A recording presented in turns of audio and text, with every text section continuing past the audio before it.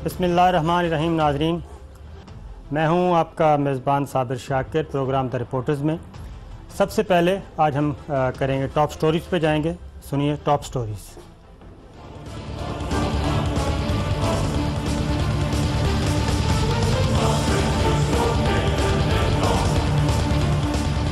Trump card चल गया। अमेरिकी सदारती इंतखाब में डोनाल्ड ट्रंप की हिलरी क्लिंटन को शिकस्त। अमेरिकी क़यादत की तब्दीली से पाकिस्तान पर क्या असरात हो सकते हैं? पाकिस्तान को अपनी खारिजा पॉलिसी में क्या तब्दीलियां लाना होंगी? हसास खबर की तहकीकात का मामला। तहकीकाती कमेटी का पहला इजलास कल तलब। अपोजिशन ने तहकीकाती कमेटी मुस्तरद कर दी।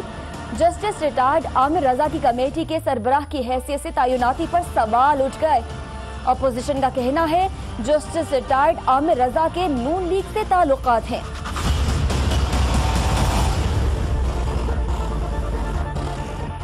पनामा लीक्स की तहकीकात का मामला। हुकूमत की जानिब से ताखीरी हरबे क्यों? वजीर आजम के बच्चों ने जवाब तो जमा करा दिए लेकिन मुतल्लिका दस्तावेजात नहीं दी। सुप्रीम कोर्ट का फरीकैन को अगले मंगल तक मुतल्लिका दस्तावेजात जमा कराने का हुक्म। मजीद मोहलत नहीं मिलेगी, अदालत उज़्मा ने बता दिया। आखिर पनामा लीक्स के मामले पर ऊंच किस करवट बैठेगा? सबसे तवील अरसे तक गवर्नरी करने वाले इशरतुल इबाद को आखिरकार हटाने का फैसला। जस्टिस रिटायर्ड सईदुज़्ज़मा सिद्दीकी को नया गवर्नर सिंध तैनात किया जाएगा। आखिर इशरतुल इबाद से इतनी अचानक गवर्नरशिप वापस लेने का फैसला क्यों किया गया?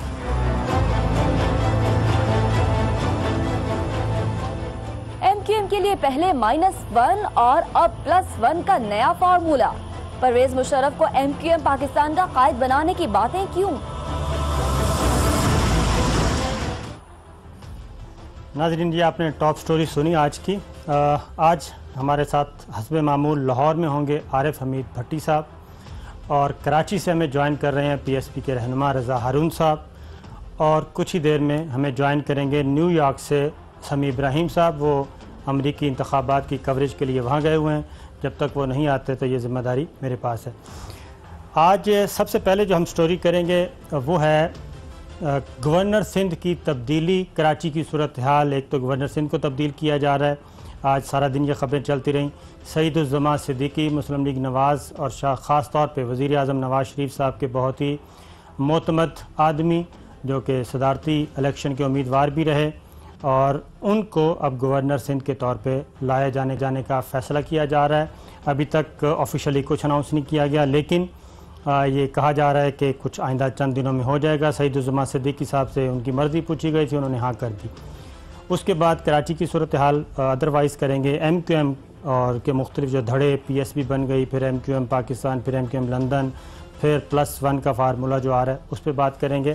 तो गुफ्तगू का आगाज़ हम करते हैं रज़ा हारून साहब। रज़ा साहब, अस्सलाम वालेकुम। वालेकुम सलाम साबिर भाई। अस्सलाम वालेकुम आरिफ भट्टी साहब। रज़ा साहब, आप ये बताएं कि गवर्नर सिंध इशरतुल इबाद बड़े तवील अरसे से लंबी इनिंग्स खेल रहे थे, तो आपने ये विकेट क्या कह सकते हैं कि ये PSP ने उड़ाई है? नहीं, यकीनन मैं समझता हूँ कि वन ऑफ द रीज़न्स ज़रूर वो हो सकते हैं जो प्रेस कॉन्फ्रेंस के ज़रिए आवाम तक और इक़्तिदार पे मौजूद वज़ीर आज़म तक लेकर गए। लेकिन बहरहाल ये फ़ैसला वज़ीर आज़म साहब को ही करना था। उन्हीं के नुमाइंदे हैं, सदर साहब की नुमाइंदगी करते हैं, फेडरेशन के नुमाइंदे हैं, और पाकिस्तान के आइन और कानून के हिसाब से ये कोई मुंतखब पोस्ट नहीं है। यहाँ पे अपॉइंटमेंट होती है, और अपॉइंटमेंट जो है वो मकबूलियत की बुनियाद पर नहीं होती है। अब क्यों हटाया गया है, हटाया गया भी है कि नहीं गया है, मीडिया की खबरें तो ज़रूर हैं, लेकिन चूंकि कोई वर्जन अभी तक प्राइम मिनिस्टर साहब के पास से नहीं आया या सदर साहब के पास से नहीं आया, इसलिए मैं स्पेकुलेशन से गुरेज करूंगा। हमारा पॉइंट ऑफ व्यू आप अच्छी तरह जानते हैं, हम भरपूर तरीके से मेक करते रहें। आपने बोला कि वो वज़ीर आज़म के वफाक के नुमाइंदे थे और फ़ैसला उन्हीं ने करना है, और फौरी वजह क्या बनी? एक शॉट है गवर्नर इशरतुल इबाद साहब का, जो PSP की तरफ से इल्ज़ामात आए तो उन्होंने फ़ौरन बाद जो गुफ्तगू की वो क्या थी? ज़रा वो शॉट सुन लें, फिर आपको ज़रा तस्वीर वाज़ेह तौर पे नज़र आएगी कुछ ना कुछ।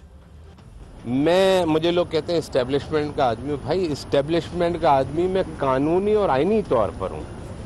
क्योंकि मेरा जो शजर नसब मिलता है वो सदर पाकिस्तान से मिलता है, और सदर पाकिस्तान जो है वो सुप्रीम कमांडर है आर्म फोर्सेस का।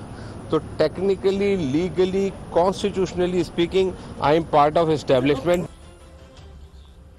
ये आपने रज़ा साहब आपने गुफ्तगू सुन ली, तो आप क्या नहीं समझते कि फौरी वजह जो ये बनी वो बता गए कि मैं प्रेसिडेंट ऑफ पाकिस्तान का नुमाइंदा हूँ और वो सुप्रीम कमांडर हैं फ़ौज के, और फ़ौज की वजह से फिर मैं आगे इस्टेब्लिशमेंट का पार्ट भी हूँ।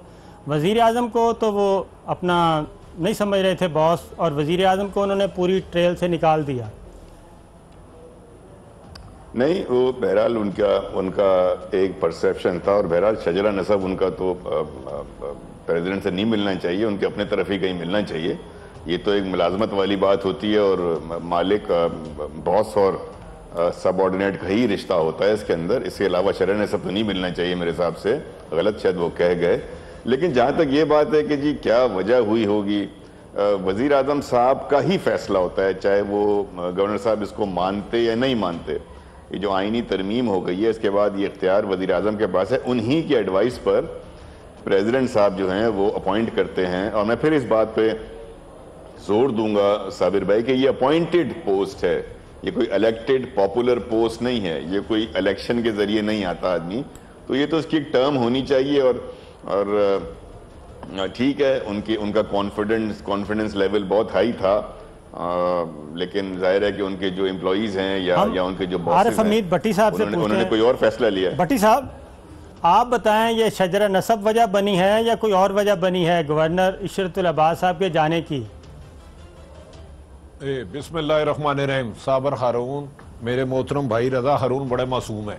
देखिए, इशरतुल अब्बास साहब ने बाद होने से पहले बड़ी लंबी इनिंग्स खेली।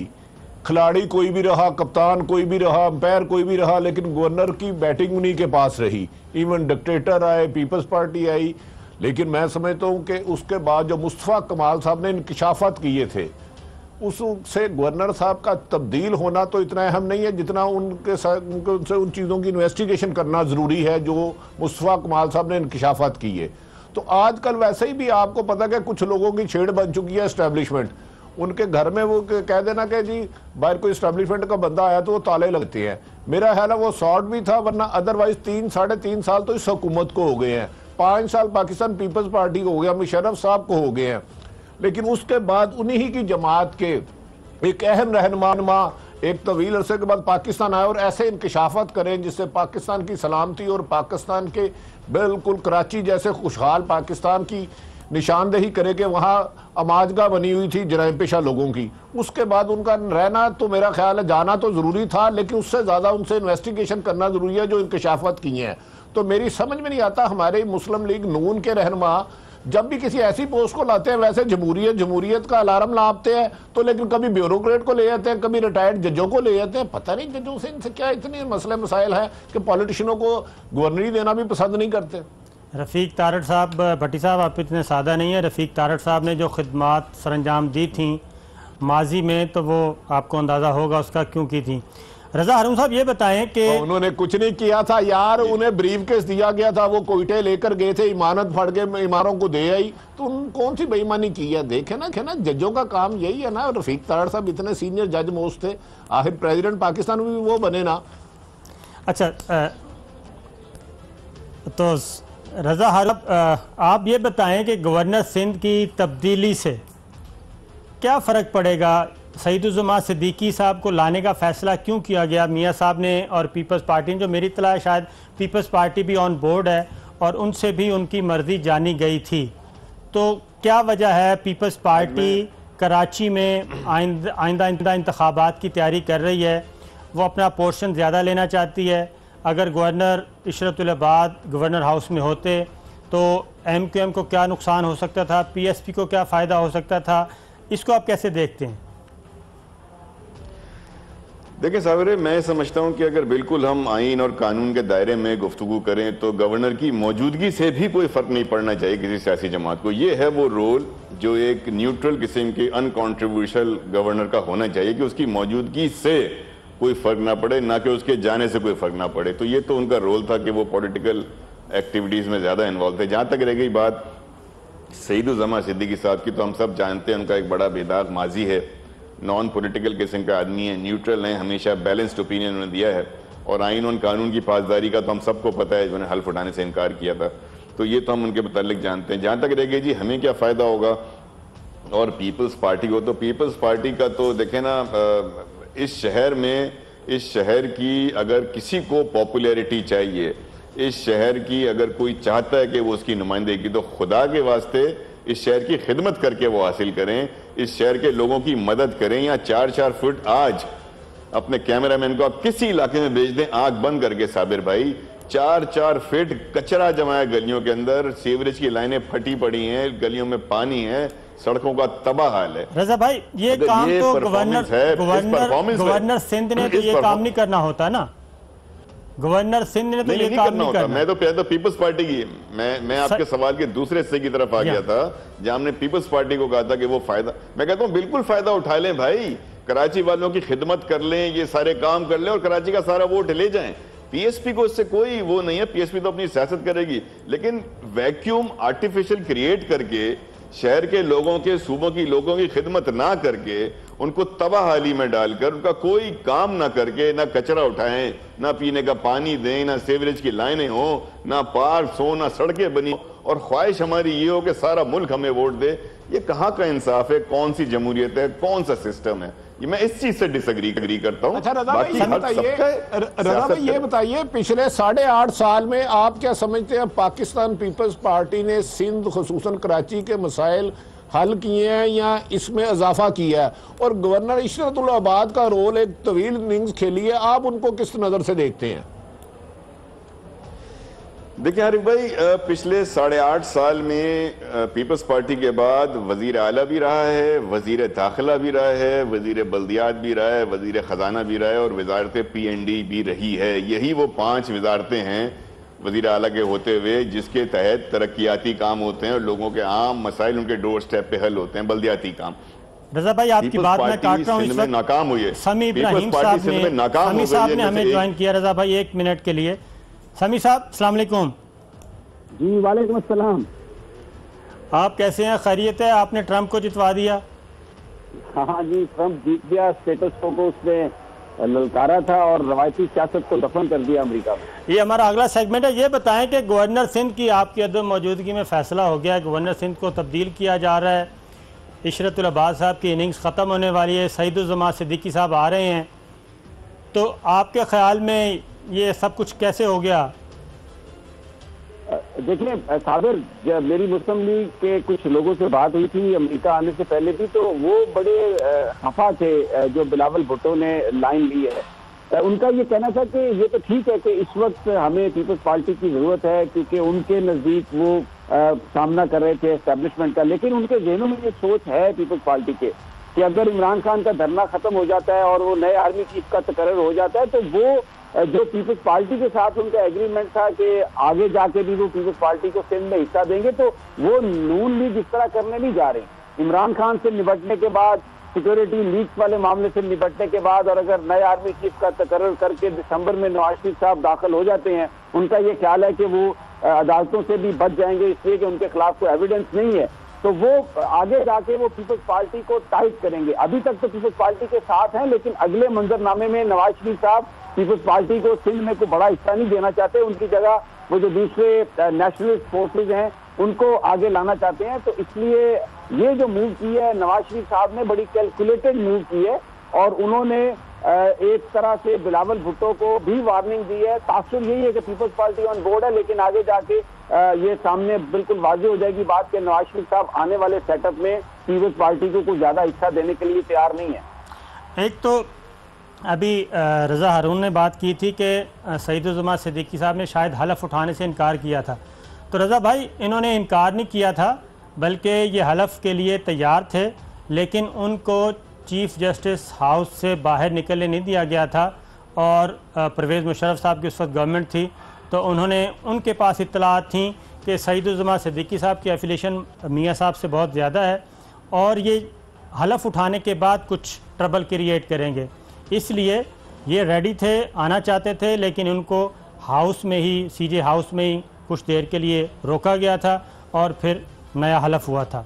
एक तो ये रिकॉर्ड की दुरुस्तगी के लिए।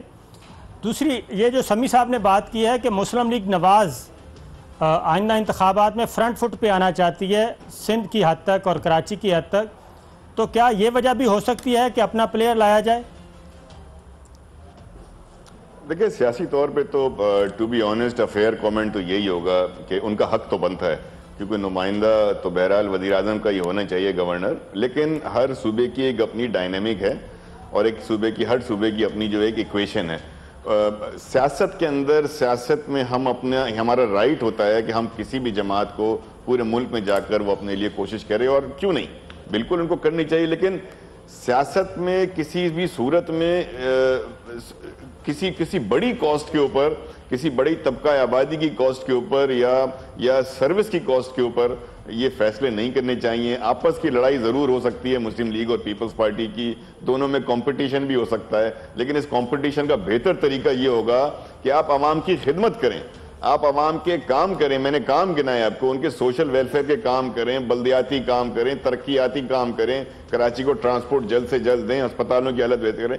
इस तरीके से अगर आप आवाम के दिल जीतने की कोशिश करेंगे तो क्यों नहीं जगह बन सकती, हर जगह जगह बन सकती है। खिदमत करेंगे, लोग आपकी तरफ खुद ब खुद राग़िब होंगे। लेकिन अगर बैकडोर से आप किसी भी सूबे में एंट्री की कोशिश करेंगे या शहर में एंट्री की कोशिश करेंगे, तो लोग बहुत होशियार हैं साबिर भाई, लोग इन साजिशों को समझते हैं कि कचरा आप उठा नहीं सकें, सफाई कर नहीं सके हमारी गलियों की, और आज हम पे हुक्मरानी करने के लिए कौन कबूल करेगा? कोई कबूल नहीं करेगा। भट्टी साहब, इस वक्त वक्फे की तरफ हमें जाना, लेकिन जाने से पहले मैं एक सवाल छोड़ जाता हूं कि एक बात यह भी की जा रही है कि सईदुज़्ज़मान सिद्दीकी साहब का जो अपॉइंटमेंट का फ़ैसला है उसका ताल्लुक़ कहीं ना कहीं पनामा केस से भी है, पनामा इशू से भी है। इस पे आके बात करेंगे। नाज़रीन, चलते हैं एक वक्फे की तरफ।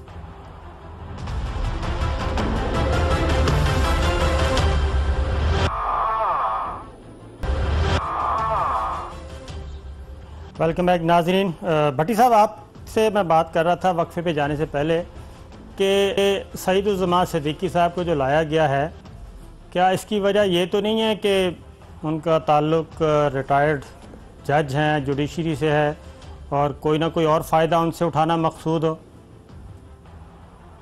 नहीं, देखें, ये कोई इतनी अहम बात नहीं है। मैक्सिमम को 2-3 उनके शागिर्द जज साहबान हो सकते हैं, लेकिन अदलिया हमेशा मेरिट पर फैसला करती है।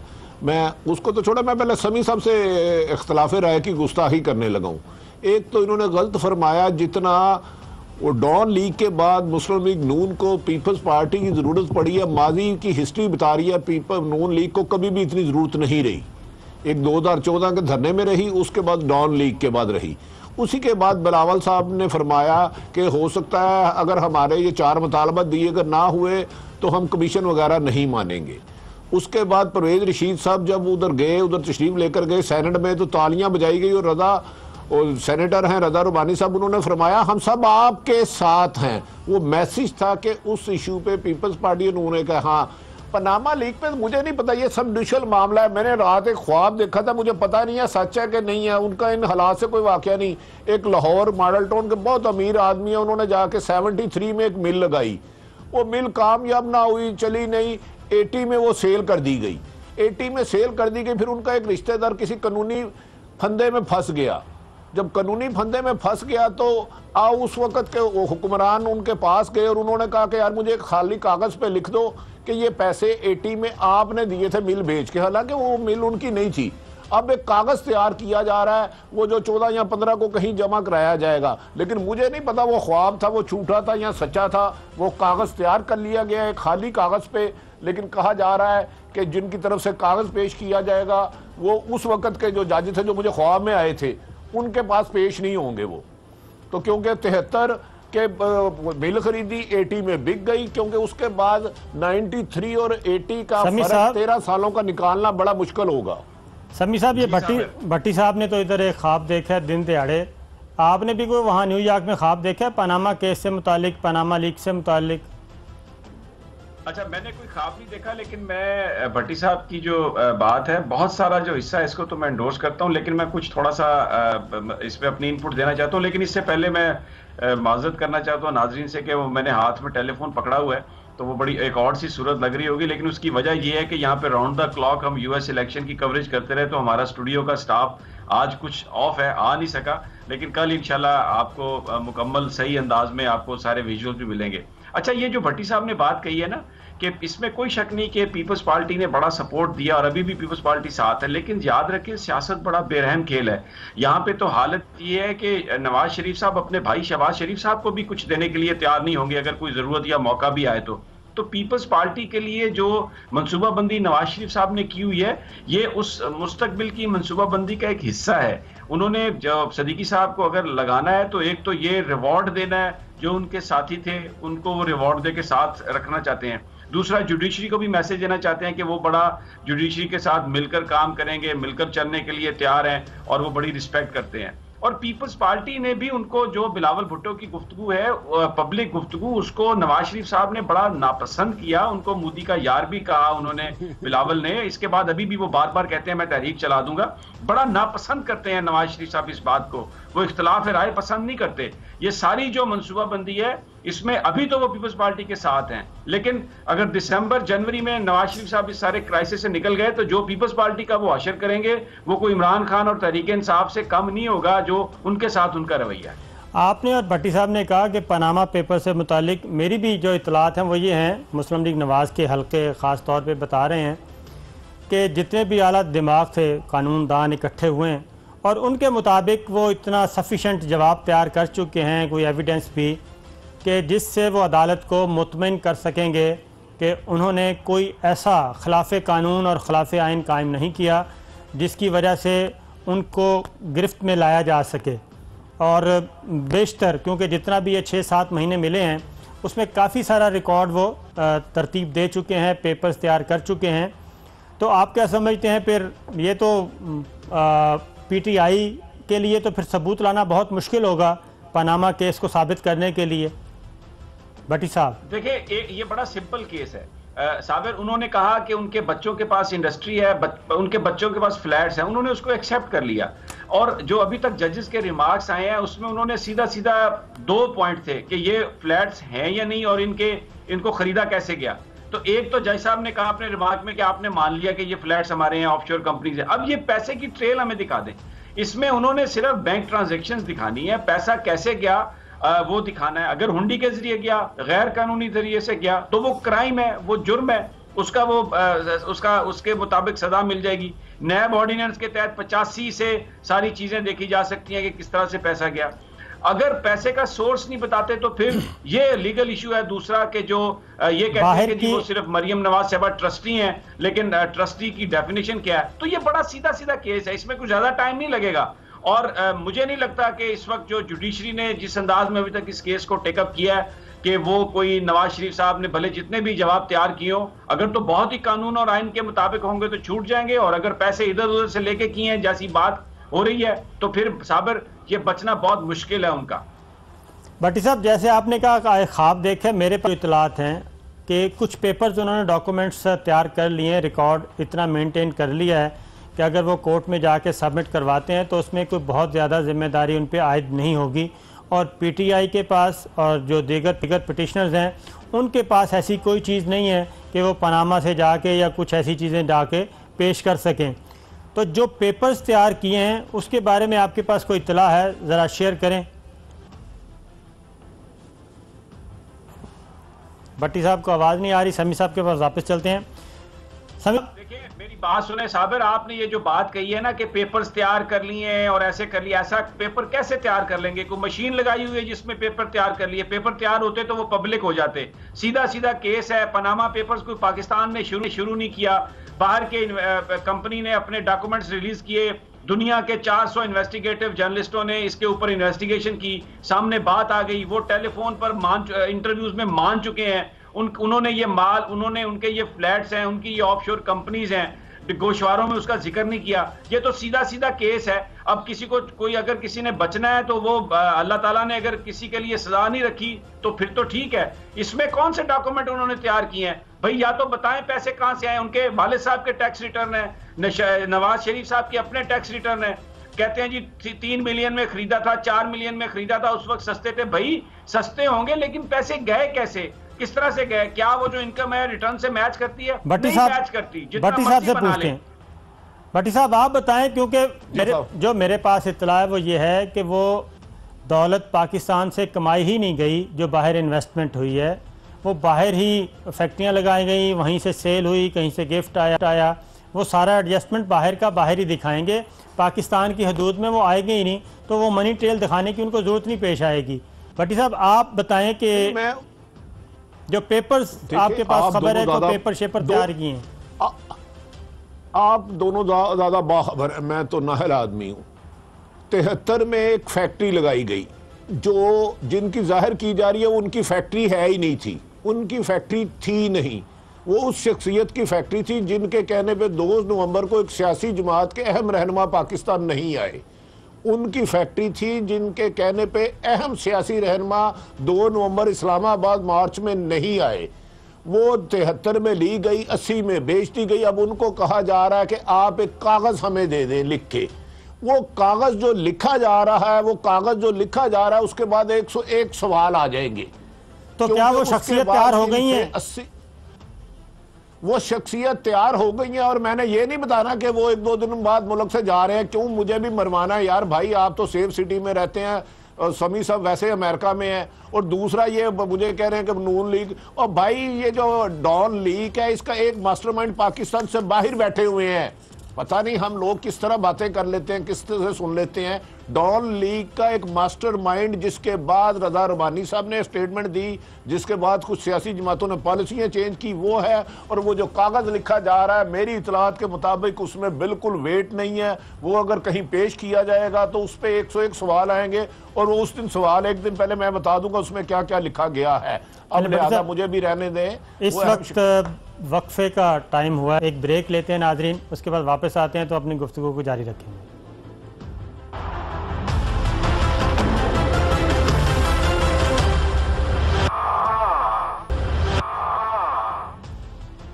वेलकम बैक नाजरीन। हम बात कर रहे थे अमरीकी इंतखाबात पे भी और पनामा पेपर्स पे भी। अमरीकी इंतखाबात पे मेरा ख्याल है कि कल मज़ीद बात करेंगे, क्योंकि सारा दिन होती रही है। एक अहम स्टोरी है कल के लिए, कल उसका डॉन लीग्स कमेटी का इजलास भी है, तहकीकाती कमेटी बना दी गई है, पंजाब हाउस में उसका इजलास बुलाया गया है। समी साहब ये बताएं कि कल तहकीकाती कमेटी का इजलास होने जा रहा है, आमिर रज़ा ख़ान साहब को उनको लगाया गया है। पहले उनके बारे में ये था कि शायद वो ज़िम्मेदारी कबूल करने के लिए तैयार नहीं। 1980 में वो एक जज के तौर पे रिटायर हुए थे, तकरीबन 36 साल हो गए हैं, तो उनको ये ज़िम्मेदारी सौंपी गई है। तो क्या आप समझते हैं कि हुकूमत संजीदा है, या फिर ये सारा केस समअप किया जा रहा है और रद्दी की टोकरी में डाल दिया जाएगा?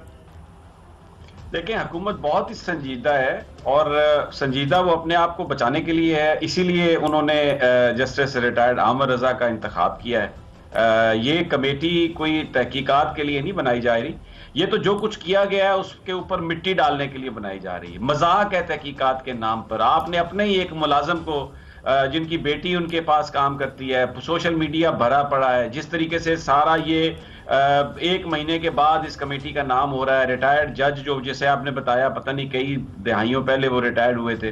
तो ये तो एक बिल्कुल आंखों में धूल झोंकने के बराबर है, और ये एक इससे अंदाजा होता है कि ये गवर्नमेंट कितनी संजीदा है। संजीदगी तक आलम तो खैर क्या हम उसका डिस्कस करें। ये इन्होंने लीक खबर भी खुद करवाई थी, अब थोड़ा सा प्रेशर आया तो उस पर मट्टी डालने के लिए कमेटी बना दी। लेकिन मेरा सवाल ये है, जो कमेटी बनाई गई है, समी साहब, सवाल है मेरा साबिर, कि ये जो हमारे इदारे हैं वो इस कमेटी को कैसे तस्लीम कर सकते हैं? उन्होंने इसको मान कैसे लिया?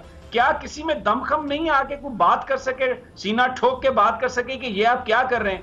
इस तरीके से तो ये तो एक शहनशाहियत में भी ऐसा नहीं होता। मेरा नहीं ख्याल कि कोई तहकीकात होने जा रही है, ये तो उस पर मट्टी डालने वाली बात है। और जिन जिन लोगों ने इसको एक्सेप्ट किया है, मुझे तो ये लगता है कि वो भी इस जुर्म में आगे जाके तारीख ये कहेगी कि वो भी इसमें शरीक थे।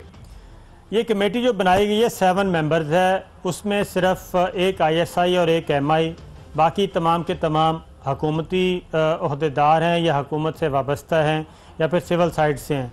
भट्टी साहब, 7 मेंबर्स का जब इजलास होगा कल, तो उसमें 2 और 5 की रेशो होगी, क्योंकि कोई भी पॉलिटिकल प्लेयर, और ख़ास तौर पे जो एक नवाज शरीफ साहब का माइंड सेट है, लाइक माइंडेड लोग हैं दानिश्वरों में भी, मीडिया में भी, वो सब के सब ये कह रहे हैं ये कोई बड़ी बात नहीं है।